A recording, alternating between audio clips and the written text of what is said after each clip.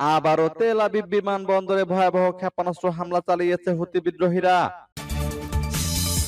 আরো বিস্তারিত জানিয়ে দিব। এদিকে গাজা নগরী খালি করতেই হবে হুঁশিয়ারি ইসরায়েলের। দামেস্কে ফের ইসরায়েলি হামলা, নিহত অন্তত 6 জন সিরীয় সেনা। এদিকে ইউক্রেনে ভয়াবহ হামলা চালিয়েছে রাশিয়া। আরো জানিয়ে দিব, এবার মার্কিন চাপের মুখে এক হচ্ছে 3 পরাশক্তি। এদিকে চীনের সামরিক কুচকাওয়াজে যোগ দিচ্ছেন কিম জং উন, থাকবেন পুতিনও। এবার ইসরায়েলের বহুস্তরীয় ক্ষেপণাস্ত্র প্রতিরক্ষা ভেদ করেছে ইরান, দাবি রিপোর্টে। এবং সর্বশেষে জানিয়ে দিব, এদিকে ইসরায়েলের সাথে আবারও যুদ্ধ করতে প্রস্তুত ইরান, হুঁশিয়ারি আব্বাস আরাঘচির। শুনছিলেন সংবাদ শিরোনাম, এখন বিস্তারিত। তবে তার আগে অনুরোধ থাকবে এই ভিডিওতে একটি লাইক দিন এবং কমেন্টস করে জানিয়ে দিন আপনি কোন জেলা থেকে বা কোথায় থেকে আমাদের সাথে যুক্ত রয়েছেন। এবং সংবাদের সর্বশেষ গুরুত্বপূর্ণ আপডেট পেতে চ্যানেলটি সাবস্ক্রাইব করে আমাদের সঙ্গেই থাকুন। আবারও তেল আবিব বিমানবন্দরে ভয়াবহ ক্ষেপণাস্ত্র হামলা চালিয়েছে হুতি বিদ্রোহীরা। ইয়েমেনের হুতি বিদ্রোহীরা দাবি করেছে তারা ইসরায়েলের তেল আবিবে অবস্থিত বেন গুরিয়ন আন্তর্জাতিক বিমানবন্দরে একটি হাইপারসনিক ক্ষেপণাস্ত্র হামলা চালিয়েছে। হুতি মুখপাত্র ব্রিগেডিয়ার জেনারেল ইয়াহিয়া সারি বুধবার এক বিবৃতিতে জানান, ইয়েমেনি সশস্ত্র বাহিনী ইসরায়েলের জাফা অঞ্চলের তেল আবিব বিমানবন্দরে প্যালেস্টাইন 2 হাইপারসনিক ক্ষেপণাস্ত্র হামলা চালায়। তিনি আরো দাবি করেন, এই হামলার ফলে বিমানবন্দরের কার্যক্রম বন্ধ হয়ে যায় এবং লক্ষাধিক মানুষ আশ্রয় কেন্দ্রে ছুটে যায়। ইয়াহিয়া সারি বলেন, ফিলিস্তিনি জনগণের উপর নির্যাতন, গণহত্যা ও গাজায় অবরোধের জবাব হিসেবেই এই অভিযান পরিচালিত হয়েছে। ফিলিস্তিনি যোদ্ধাদের সম্মান জানাতেও এই হামলা চালানো হয়। তিনি আন্তর্জাতিক সম্প্রদায়ের প্রতি আহ্বান জানিয়ে বলেন, গাজার উপর আরোপিত ক্ষুধা, অবরোধ ও আগ্রাসন বন্ধ করতে আরব ও ইসলামী বিশ্বকে অবিলম্বে পদক্ষেপ নিতে হবে। সূত্র মেহের নিউজের। এদিকে গাজা নগরী খালি করতেই হবে হুঁশিয়ারি ইসরায়েলের। ফিলিস্তিনের গাজা নগরীর আরো ভেতরে ঢুকে পড়েছেন ইসরায়েলি সেনারা। ট্যাঙ্ক নিয়ে হামলা চালিয়ে গুড়িয়ে দিচ্ছে সেখানকার বাড়িঘর। মাথা গোঁজার ঠাঁই হারিয়ে দিক বিদিক পালাচ্ছেন নগরীর বাসিন্দারা। মঙ্গলবার গভীর রাতে গাজা নগরীর উত্তর সীমানায় অবস্থিত এবাদ আল রহমান এলাকায় প্রবেশ করে ইসরায়েলি বাহিনী। এ সময় তারা বিভিন্ন আবাসিক ভবনে গোলাবর্ষণ করে, এতে অনেকে আহত হন। বাড়ি ছাড়তে বাধ্য করা হয় অসংখ্য বাসিন্দাকে। এবাদ আল রহমান থেকে মাত্র 1 কিলোমিটার দূরে গাজা নগরীর জালা স্ট্রিট অবস্থিত। সেখানকার বাসিন্দা সাদ আবেদ বলেন, হঠাৎ শুনতে পেলাম এবাদ আল রহমানে ট্যাঙ্ক ঢুকে পড়েছে। এর মধ্যে বিস্ফোরণের শব্দ তীব্র হতে থাকে। দেখি মানুষজন আমাদের এলাকায় পালিয়ে আসছে। যুদ্ধবিরতি না হলে আমাদের বাড়ির সামনেই ট্যাঙ্ক দেখতে পাবো। ইসরায়েল জানিয়েছে তারা গাজা নগরীতে নতুন করে অভিযান শুরুর প্রস্তুতি নিচ্ছে।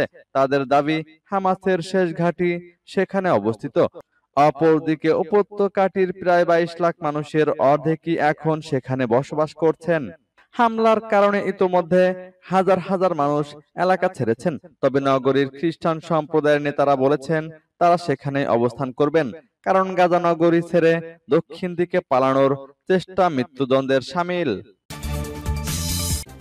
দামেস্কে ফের ইসরায়েলি হামলা, নিহত 6 জন সিরীয় সেনা। সিরিয়ার রাজধানী দামেস্কের দক্ষিণ অঞ্চলে ইসরায়েলি হামলায় 6 জন সিরীয় সেনা নিহত হয়েছেন। বুধবার ভোরে দামেস্কের নিকটবর্তী আল কিশোয়া এলাকায় সিরীয় সেনাবাহিনীর অবস্থান লক্ষ্য করে ড্রোন ছোড়ে ইসরায়েলি সেনাবাহিনী। দেশটির রাষ্ট্রায়ত্ত টেলিভিশন চ্যানেল আল আখবারিয়া বরাত দিয়ে এ তথ্য জানিয়েছে আল জাজিরা। গত বছর ডিসেম্বরে বাশার আল আসাদের পতনের পর থেকে সিরিয়া জুড়ে দেশটির সামরিক স্থাপনাগুলোকে লক্ষ্যবস্তু করে একের পর এক হামলা চালিয়ে যাচ্ছে ইসরায়েলি সেনারা। পাশাপাশি 1974 সালে হওয়া সিরিয়া ইসরায়েল বিচ্ছিন্নতা চুক্তি লঙ্ঘন করে গোলান মালভূমির বাফার জোন দখল করে নিয়েছে ইসরায়েল। কৌশলগতভাবে গুরুত্বপূর্ণ পাহাড়ি এলাকা বাইত জিনের নিকটবর্তী হেরমন পাহাড় দখলের জন্য অর্ধশতাধিক সেনা সিরিয়ায় পাঠানো হয়েছে বলে গত সোমবার অভিযোগ করেছেন সিরীয় পররাষ্ট্রমন্ত্রী। ওই স্থান থেকে লেবানন ও সিরিয়ার দক্ষিণাঞ্চলে নজরদারি বেশ সহজ বলে ইসরায়েলের কাছে এর কৌশলগত গুরুত্ব এত বেশি বলে মনে করেন বিশ্লেষকরা। এদিকে ইউক্রেনে ভয়াবহ হামলা চালিয়েছে রাশিয়া। রাশিয়ার ড্রোন হামলায় ইউক্রেনে জ্বালানি অবকাঠামো মারাত্মক ক্ষতিগ্রস্ত হয়েছে। এর ফলে 1 লাখেরও বেশি বাড়িঘর বিদ্যুৎহীন হয়ে পড়েছে বলে জানিয়েছেন দেশটির প্রেসিডেন্ট ভলোদিমির জেলেনস্কি। বুধবার টেলিগ্রামে দেওয়া এক বার্তায় তিনি এসব কথা বলেন। খবর বিবিসির। জেলেনস্কি জানান, পলতাভা ও সুমি চেরনিহিভ অঞ্চলে এই হামলার প্রভাব পড়েছে। ইউক্রেনের জ্বালানি মন্ত্রণালয় বলেছে, মস্কোর এই পদক্ষেপ মূলত শীতের আগে বেসামরিক অবকাঠামো ধ্বংসের ধারাবাহিক নীতি। গত বছর ইউক্রেন অভিযোগ করেছিল রাশিয়া তাদের বিদ্যুৎ উৎপাদন সক্ষমতার অর্ধেক ধ্বংস করেছে। তবে সাম্প্রতিক সময়ে ইউক্রেনও পাল্টা আক্রমণে রুশ তেল শোধনাগার ও জ্বালানি ডিপোতে হামলা চালিয়েছে। জেলেনস্কি জানান, রাশিয়া এক রাতেই প্রায় 100টি ড্রোন হামলা চালিয়েছে। লক্ষ্যবস্তু ছিল বিদ্যুৎ কেন্দ্র সহ জ্বালানি স্থাপনা। তবে খার্কিভ অঞ্চলের একটি স্কুল এবং খেরসনে একটি উঁচু ভবনও ক্ষতিগ্রস্ত হয়েছে। এবার মার্কিন চাপের মুখে এক হচ্ছে তিন পরাশক্তি। মার্কিন চাপের মুখে এক হচ্ছে তিন পরাশক্তি চীন, রাশিয়া ও ভারত। আগামী সপ্তাহে চীনের থিয়েনচিনে আয়োজিত নিরাপত্তা সম্মেলনে একই মঞ্চে উঠবেন শি জিনপিং, ভ্লাদিমির পুতিন আর নরেন্দ্র মোদী। অতিরিক্ত শুল্ক আরোপকে হাতিয়ার করে বিশ্ব বাণিজ্যকে হুমকির মুখে ঠেলে দেওয়া মার্কিন প্রেসিডেন্ট ডোনাল্ড ট্রাম্পের কার্যকলাপের মধ্যেই শক্তি জানান দিতে এক হচ্ছে তারা। আগামী 31শে আগস্ট থেকে 1লা সেপ্টেম্বর চীনের উত্তরাঞ্চলীয় বন্দর নগরী থিয়েনচিনে অনুষ্ঠিত হতে যাচ্ছে একটি আঞ্চলিক নিরাপত্তা সম্মেলন। এই সম্মেলন উপলক্ষে এক মঞ্চে থাকবেন চীনা প্রেসিডেন্ট শি জিনপিং, রাশিয়ার প্রেসিডেন্ট ভ্লাদিমির পুতিন ও ভারতের প্রধানমন্ত্রী নরেন্দ্র মোদী। এই সম্মেলনের আয়োজন করেছে সাংহাই কোঅপারেশন অর্গানাইজেশন। এতে রাশিয়া, ভারত ও চীনের পাশাপাশি মধ্য এশিয়া, মধ্যপ্রাচ্য, দক্ষিণ এশিয়া ও দক্ষিণ পূর্ব এশিয়ার 20টিরও বেশি দেশের নেতারা অংশ নেবেন। রয়টার্সের এক প্রতিবেদনে বলা হয়, শুল্ক আরোপ নিয়ে ট্রাম্পের বাড়াবাড়ি কর্মকাণ্ডের মধ্যেই এক মঞ্চে শি জিনপিং, পুতিন ও মোদির এ উপস্থিতি হবে গ্লোবাল সাউথ বা বিশ্ব দক্ষিণ অঞ্চলীয় দেশগুলোর অর্থনীতি, নিরাপত্তা সহ নানা বিষয়ে শক্তিশালী সংহতির দারুণ দৃষ্টান্ত। এদিকে চীনের সামরিক কুচকাওয়াজে যোগ দিচ্ছেন কিম জং উন, থাকবেন পুতিনও। চীনের রাজধানী বেইজিং এ আগামী সপ্তাহে অনুষ্ঠিত হতে যাচ্ছে বিজয় দিবস সামরিক কুচকাওয়াজ। এ আয়োজনে প্রথমবারের মতো আন্তর্জাতিক পর্যায়ে নেতৃবৃন্দের সঙ্গে যোগ দিচ্ছেন উত্তর কোরিয়ার নেতা কিম জং উন। চীনের পররাষ্ট্র মন্ত্রণালয় বিষয়টি নিশ্চিত করেছে। এই কুচকাওয়াজ আয়োজন করা হচ্ছে চীন জাপান যুদ্ধের 80তম বার্ষিকী ও দ্বিতীয় মহাযুদ্ধের সমাপ্তি উপলক্ষে। অনুষ্ঠানে উপস্থিত থাকবেন রাশিয়ার প্রেসিডেন্ট ভ্লাদিমির পুতিন সহ 26টি দেশের রাষ্ট্রপ্রধান। চীন এবার প্রদর্শন করবে তাদের সর্বাধুনিক সামরিক শক্তি, শত শত যুদ্ধবিমান, ট্যাঙ্ক এবং উন্নত মানের অ্যান্টি ড্রোন ব্যবস্থা। তিয়ান আনমেন স্কোয়ার জুড়ে সাজানো হবে 70 মিনিটের জমকালো কুচকাওয়াজ, যেখানে কয়েক হাজার সেনা সদস্য পদযাত্রা করবেন। নেতৃত্বে থাকবেন চীনা প্রেসিডেন্ট শি জিনপিং।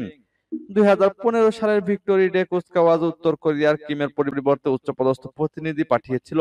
তবে এবারের আয়োজন ভিন্ন মাত্রা পাচ্ছে কিমের সরাসরি উপস্থিতির কারণে।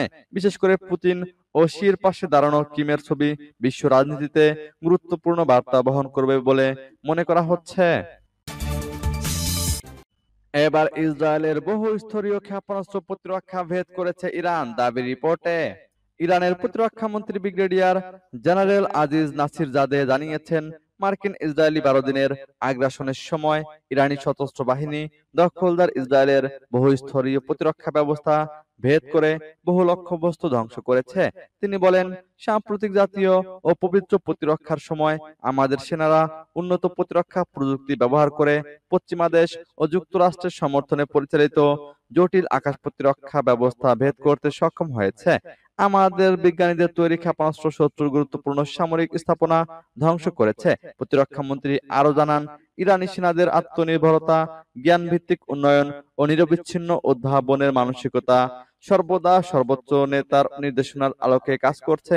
প্রতিবেদন অনুযায়ী 13 জুন ইসরায়েল ইরানের বিরুদ্ধে অঘোষিত আগ্রাসন চালায়। এতে অন্তত 1064 জন নিহত হন, যাদের মধ্যে ছিলেন সামরিক কমান্ডার, পারমাণবিক বিজ্ঞানী ও সাধারণ মানুষ।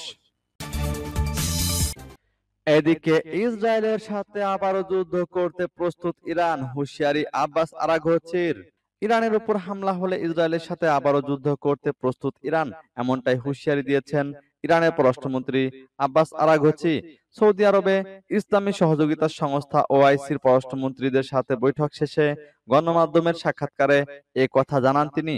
বুধবার এক প্রতিবেদনে খবরটি নিশ্চিত করেছে দ্য জেরুজালেম পোস্ট। আরাঘচির দাবি, ইসরায়েলের সাথে 12 দিনের যুদ্ধে কোনো সমস্যারই মীমাংসা হয়নি। ইসরায়েল বিনা শর্তে যুদ্ধবিরতির প্রস্তাব দেওয়ায় ইরান তা মেনে নেয়। ভবিষ্যতে ইরানে হামলা হলে ইসরায়েলের উপর আগের চেয়েও কড়া জবাব দেবে তেহরান। তিনি জানান, আরও একটি যুদ্ধে জড়াতেও প্রস্তুত আছে ইরান। এ সময় বৈঠকে মধ্যপ্রাচ্যে ইসরায়েলের আগ্রাসন বন্ধে আরব দেশগুলোকে এগিয়ে আসারও আহ্বান জানান ইরানের পররাষ্ট্রমন্ত্রী।